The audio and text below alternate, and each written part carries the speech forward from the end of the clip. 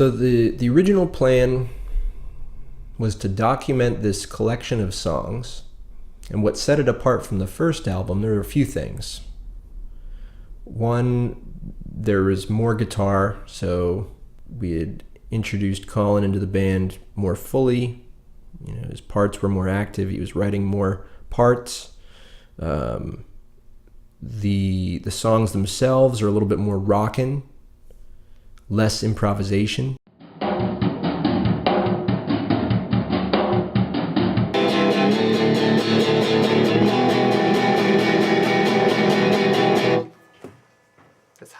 I don't think anyone in the band was really happy with the ultimate sound of the first record, because we did it pretty hastily, and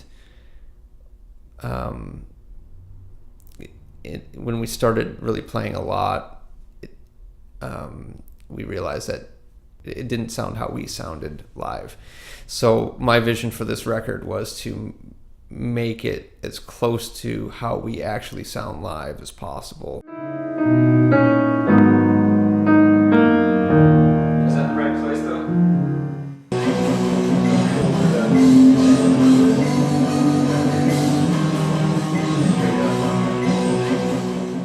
In general, this is much more of like a rock album than the first one.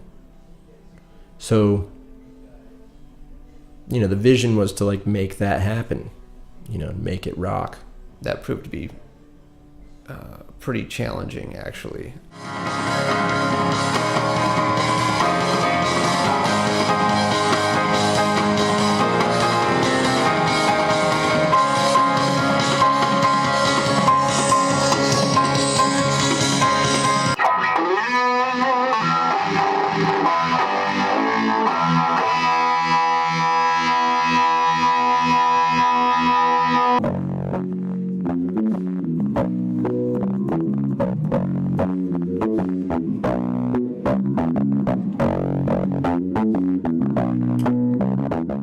So the plan to record the record was to go in and have everybody in the studio live and perform it live, and use the best studio that we could find, so everybody's sound was just amazing.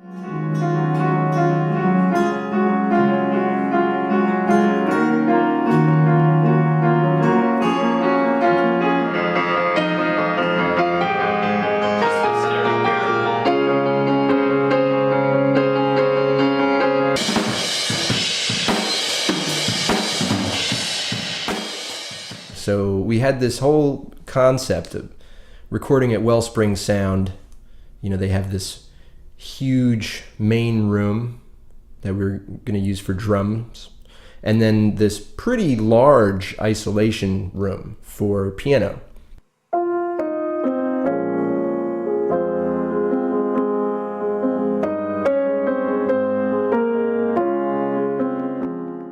And we rehearsed, and we rehearsed for like a month straight, and we even ramped it up at the end to do like marathon sessions to get physically in shape to get this week-long album busted out in time. I think we rented out 6 or 7 days at the studio and just blocked it out, took over, and we had like 16-hour days every day practically.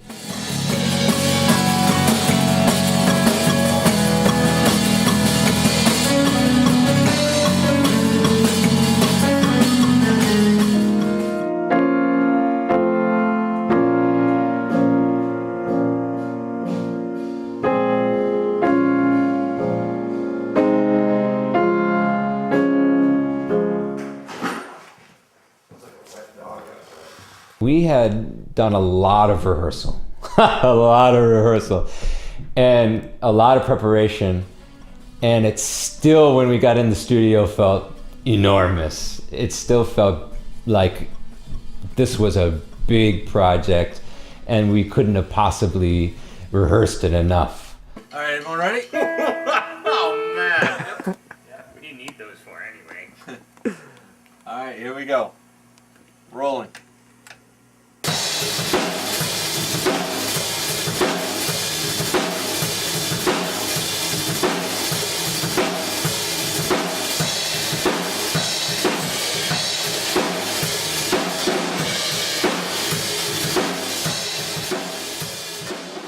the process was supposed to be, go in, record the record, and basically just edit it, do any fixes that we need, and then overdub a little bit here and there, and then we'd have a really natural sounding record that sounds just like we sound. And it turned out that it didn't sound like us still, and there was more in common with how it sounded to the first record, because that was basically how we did that record too.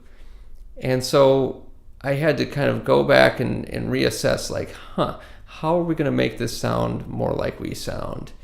And so that whole process that I had envisioned at the beginning, it didn't work, and I had to come up with a new plan.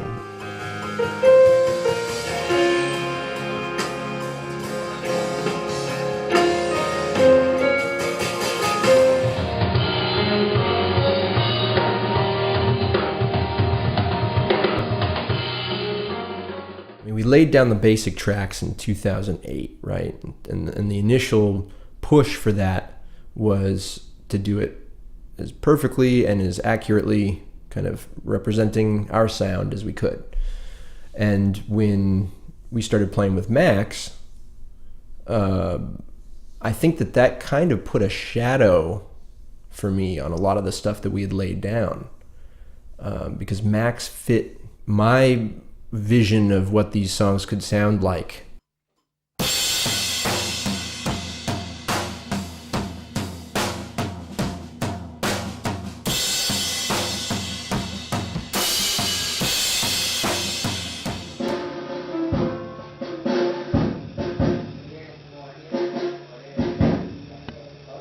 Max has a spirit that won't die. He wants it right, and he is 100% business about it. And he's very serious when he gets in the studio. There's no messing around. Everyone wants to have fun. Everyone just wants to take breaks and eat cupcakes and have fun. There's so much to do.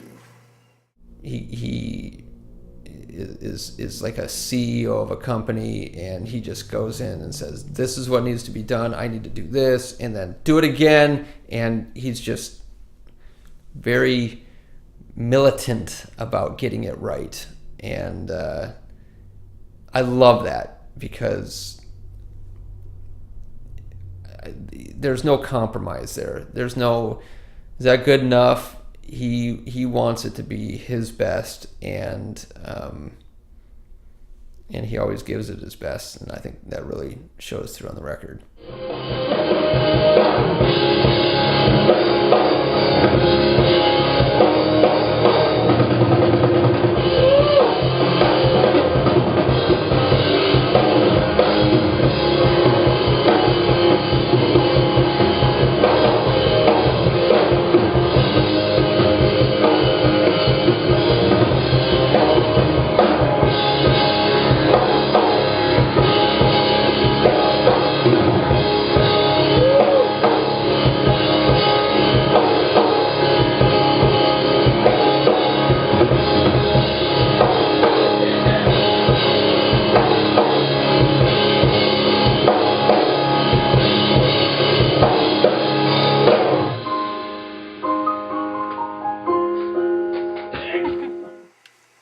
How you feeling? Well, originally, I mean, I think it was like a year. We wanted to do it in a year. So I think we were thinking, like, we'll do the basic tracks in the springtime and then mix it by the summer or the fall. Why did this record take so long? First of all, we changed drummers. We went from Mike Dalek to Max Amanovic. Mike had moved, and Max was young and hungry and really talented young drummer that wanted it bad. There was this crucial period of time there where we got Max on board. I went to China, and then when I came back, there was this sense of possibility working with him, where we could get him to overdub the drums.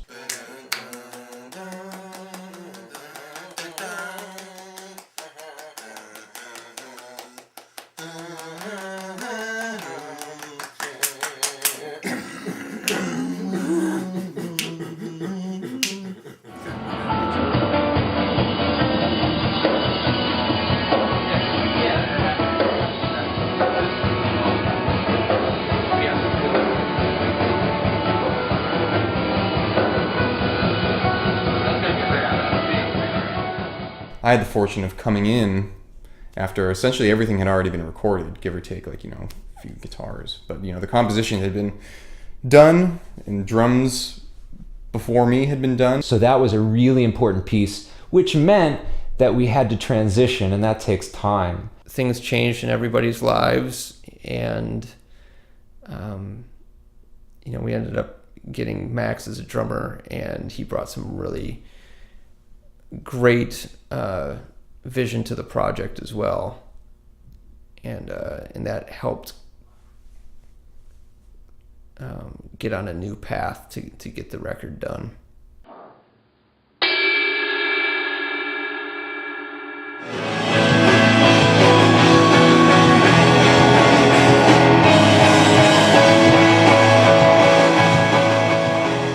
It also took a lot of time because we're 4 musicians with 4 very different musical lives outside of Choose to Find, and there was some traveling, schooling for myself and Colin. There was a lot of time of separation. It was hard to find time for everybody to get together to, comp all the drums together, and from all the different takes to cobble the best of the drum takes to make a master take on all 10 songs, and then to do the same thing for piano, and then the same thing for bass. And then Todd went to China 3 times, and then Max went to China that 3rd time, and so it turned out to be this really drawn out process where we just couldn't get people in the same place at one time to get things done. You know what you got?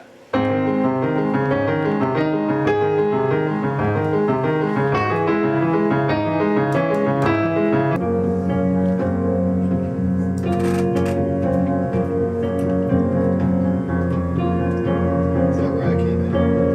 Yeah, you want a little further? Yeah, let me get just the intro.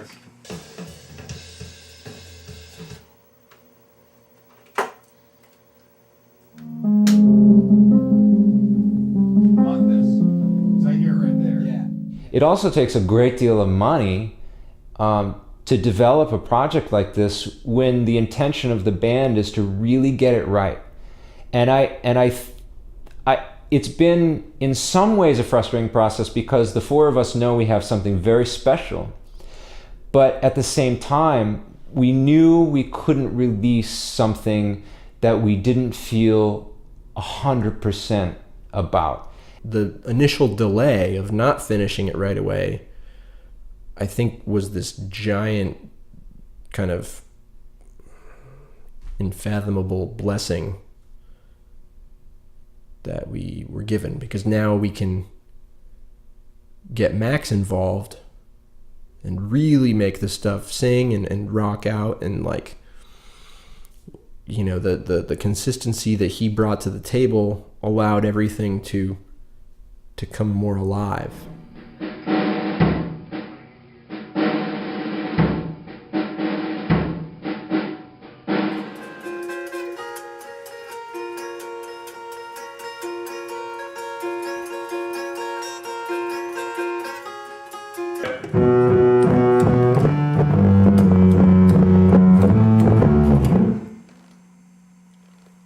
Beautiful. And for me, it's always worth extra time. I always think about Peter Gabriel and the 10-year albums. And I think he's crazy. That guy could put out albums every 2 years and make an even bigger career and sell more records. But he's somebody I've looked to and respected a great deal because he really believes in the quality of his work a great deal more than the quantity. And I think that we collectively decided that's what's right for Choose to Find. Time gives you a better perspective on the process and the product. So as I would step away from it for a while and I'd come back to it, I'd have fresh ears and I'd say, oh, what this really needs is this. And I was able to gain some objectivity through doing that. so I think ultimately the album benefited from having it spread out over such a long amount of time. It doesn't all suck that it took 5 years. I think it actually worked out exactly the way it needed to.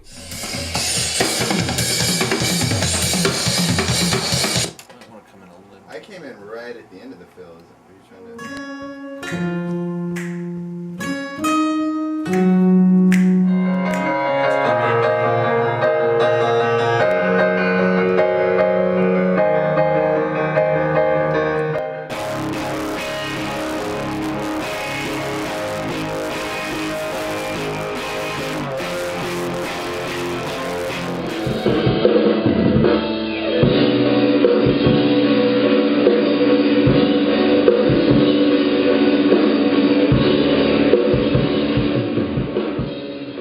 It's frustrating when you don't have backing and you have to do a project on your own. We're all musicians, we all work hard, but we don't have money to put into these things to the extent that it needs. It takes a lot to make a record. It takes a lot of money, a lot of time. It is a monster. And everybody I know who records albums is going through that, and it's like, I don't know. It's intense. It's intense. It's better, easier said than done too, because I never went out and sang.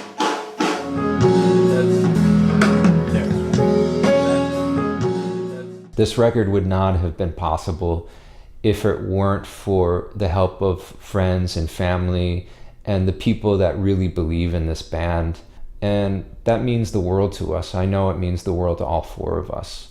The Kickstarter effort and getting everybody involved and like pitching in was just huge. And we wouldn't have been able to do it without that, without our friends, our family. The money that people gave, the support monetarily, was crucial. This wouldn't be done. We wouldn't have these records in our hands if it wasn't for the people that believed enough to support our efforts, and we are all so grateful for that.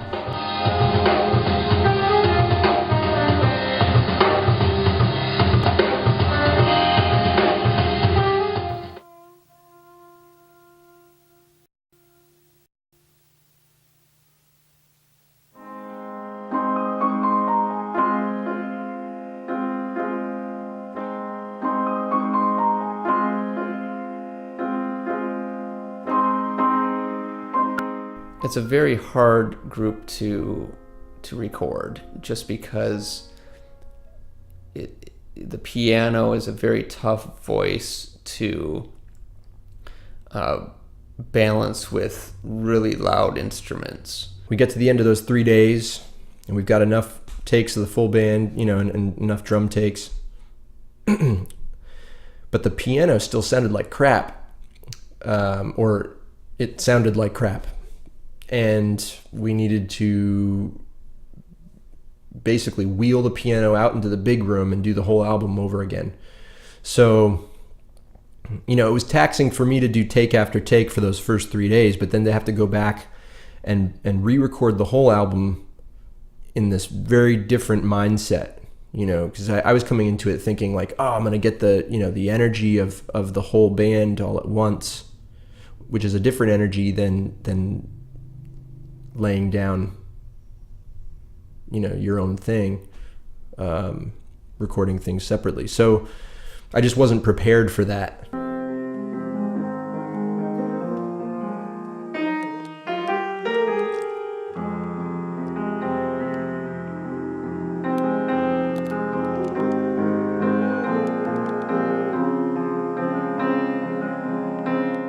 This was the first record that I'd been a part of where, I wasn't abiding by that singer-songwriter or like that song formula. And, I really learned how to be responsible for really guiding like the overarching shape of a long composition, which was something that was totally new to me. It's something that, frankly, I was really intimidated by going into it, because you know, again, it's one thing live. You can kind of be like sensational and loud and aggressive, and it's kind of part of the excitement of the performance, you know. But it's, you know, it's not the same in the studio necessarily.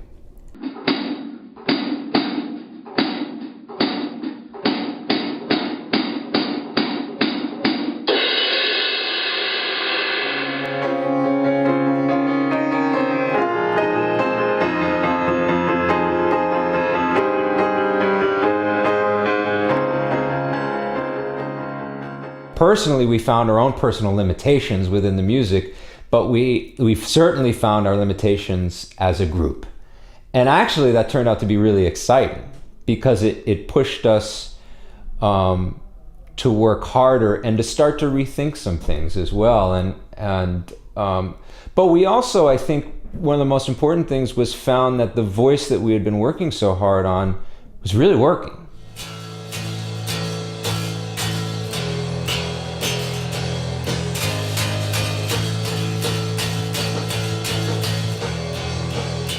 Stylistic. It just kind of makes me think. This is like, just me. This is like, I mean, if you want me, this is me right here. That's I want you. oh boy.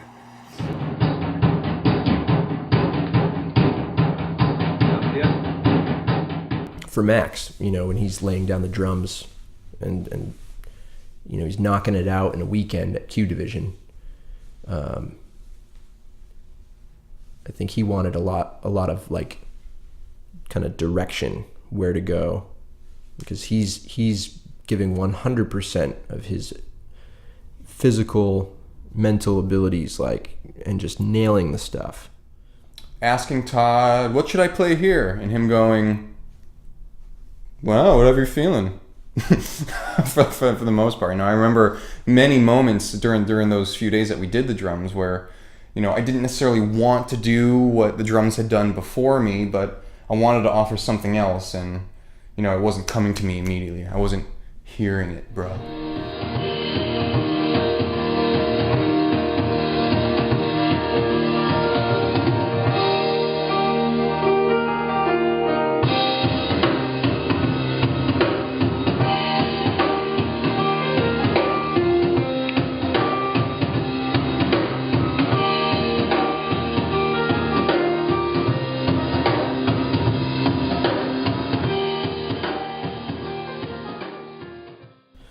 But you know, everybody that's working on this stuff is hearing like, okay, there's something there that needs to be a little bit different in this section, or a little bit different in this section. And at a certain point, I realized that I don't have the knowledge or the detailed vision that somebody else might have. It definitely just kind of forced me to listen to myself and just really get inside the process of hearing what I hear, you know, which is totally, that was kind of that was a learning experience unto itself, you know, just learning how to just trust what you hear and then accept what you're trusting that you're hearing, and then, you know, playing that, you know.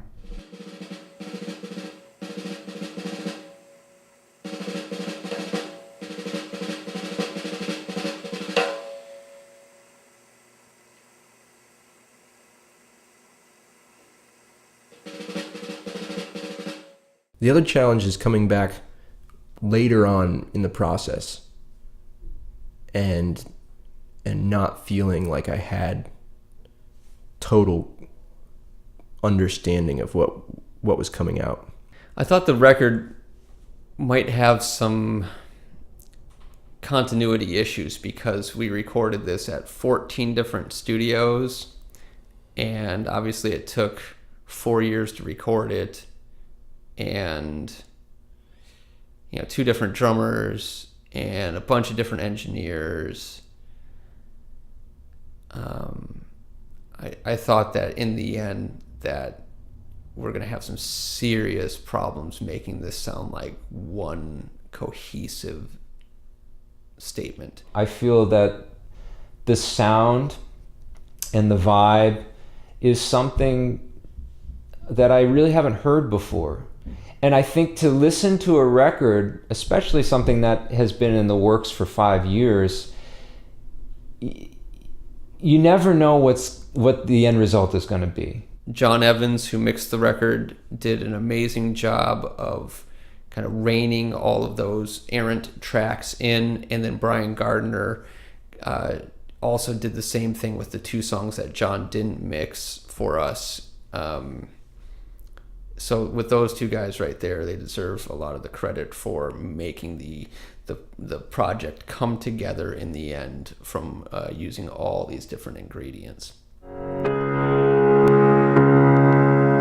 Sometimes I feel like murdering Colin Zapp in cold blood with moldy sausages and crimson oranges. I suppress those thoughts. Until sometimes it's too late. I can't deal with them anymore. It's too late at night. I've had too much to drink. Too much cottonseed oil. Plantain chips. I'm getting angry.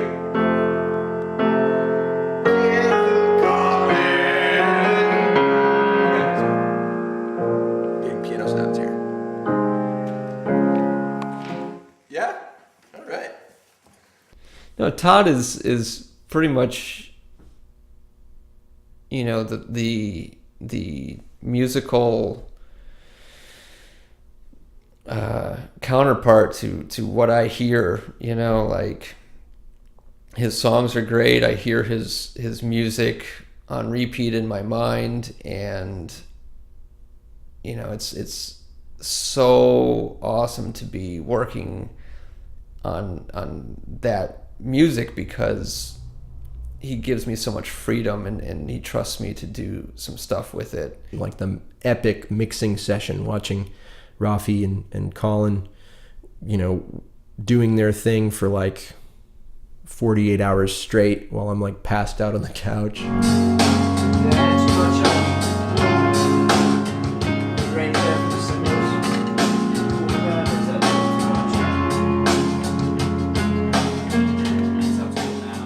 And then I'll wake up and it's, you know, it's getting a little closer, and then it goes beyond my ears, and I'm thinking it sounds great, but then every change they make, I'm like, oh yeah, that does sound better. It sounds better and better and better, and then it's there, and it's, you know, beyond where I would have conceived it. I mean, it's definitely the most sonically lush, you know, musical recording I've ever been a part of. You know, Colin was obviously instrumental in making that happen. I love hearing all the detail, and especially the guitar stuff.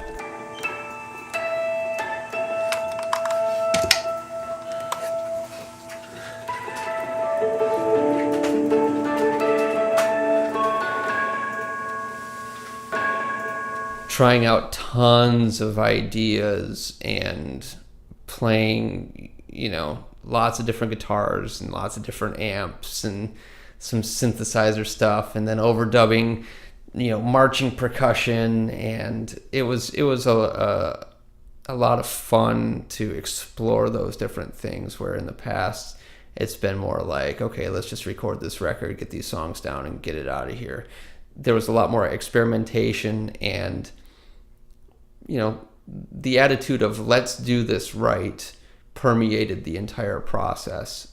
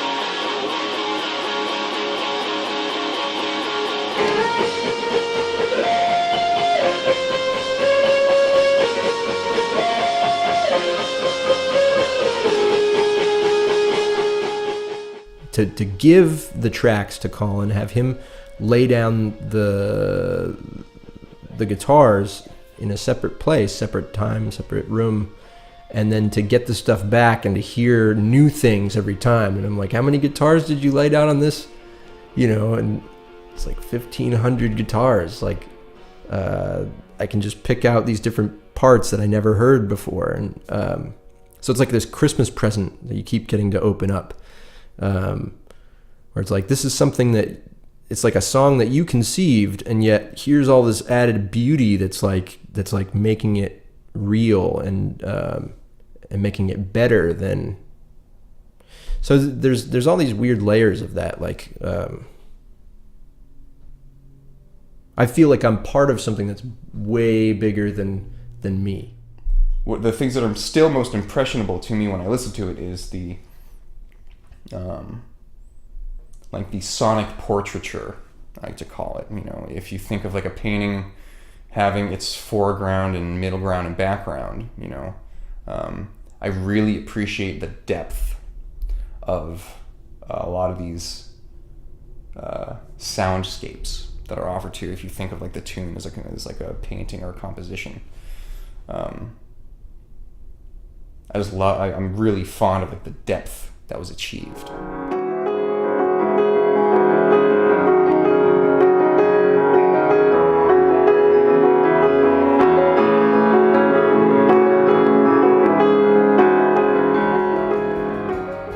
To be honest, for me, it feels like a life achievement.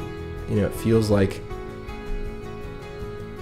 I wrote the songs that are now recorded in the best possible way. So, yeah, it's like a bucket list type of thing. I think we achieved what we set out to do initially, even though it took us a long time to actually hit that mark.